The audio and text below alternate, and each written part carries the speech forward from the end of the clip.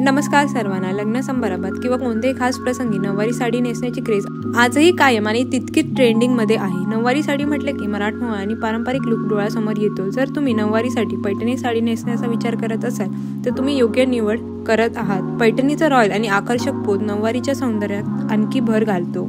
पण पैठणीचे अनेक प्रकार असल्यामुळे नऊवारीसाठी नेमकी कोणती पैठणी निवडावी असा प्रश्न पडू शकतो। प्रत्येक पैठणीचा पोत आणि विणकाम वेगळे असते। आपण नऊवारीसाठी खास असलेल्या पैठणीच्या काही लोकप्रिय आणि उत्तम प्रकारांविषयी माहिती घेणार आहोत, ज्यामुळे नऊवारी साडी नेसण्यासाठी योग्य पैठणी साडीची निवड करणे सोपे होईल। लग्नात नऊवारी साडी नेसण्याची परंपरा अजूनही तितकीच देखणी आणि आकर्षक मानली जाते। त्यातही जर नऊवारीसाठी पैठणी निवडली तर वधूचे रूप अधिक उठून दिसते।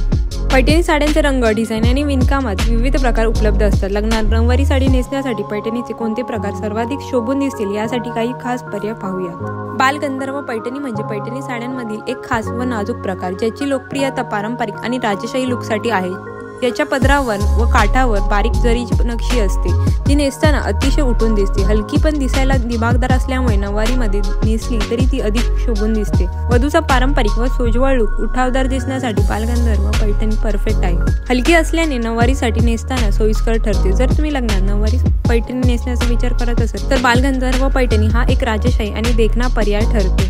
पेशवाई पैठणी पैठणीच्या पारंपरिक प्रकारांपैकी सर्वाधिक राजशाही व पारंपरिक प्रकार। लग्न समारंभात विशेषतः नऊवारी नेसायची असेल तर पैठणीचा हा प्रकार अतिशय आकर्षक व सुंदर दिसतो। या साडीवरील रेशीम विणकाम व जरी काम हे याचे मुख्य वैशिष्ट्य आहे। रॉयल ब्ल्यू, गडद हिरवा, मरून, जांभळा या रंगात पेशवाई पैठणी जास्त उठून दिसते। वधूला पारंपरिक राजशाही आणि लक्षवेधी लुक दिसतो। महाराणी पैठणी हा पैठणी साड्यांचा सर्वात श्रीमंत, दिमागदार आणि रॉयल प्रकार मानला जातो। लग्न समारंभ, खास प्रसंग किंवा वधूने नऊवारी नेसायची असेल तर महाराणी पैठणी उत्तम पर्याय आहे। या साडीवरील विणकाम व घनदाट जरी नक्षीकाम हे या साडीचे सर्वात मोठं वैशिष्ट्य आहे। सोन्याच्या पारंपरिक दागिन्यांसोबत ही पैठणी अधिक खुलून दिसते। जरतारी पैठणी हा पैठणी साड्यांचा सर्वात नाजूक, कलात्मक आणि आकर्षक प्रकार मानला जातो। लग्न समारंभ, मुंज, खास सोहळे किंवा नऊवारी नेसायची असल्यास हा प्रकार अतिशय आकर्षक ठरतो। पदरावर आणि काठावर पोपट, मोर, कमळ यासारखे नाजूक नक्षीकाम केलेले असते। वजनाने हलकी असल्याने नऊवारी नेसताना साडीचा हा प्रकार सोयीचा ठरतो। जर नऊवारीसाठी हलकी पण रॉयल दिसणारी पैठणी निवडायची असेल तर जरतारी पैठणी हा उत्तम पर्याय ठरतो।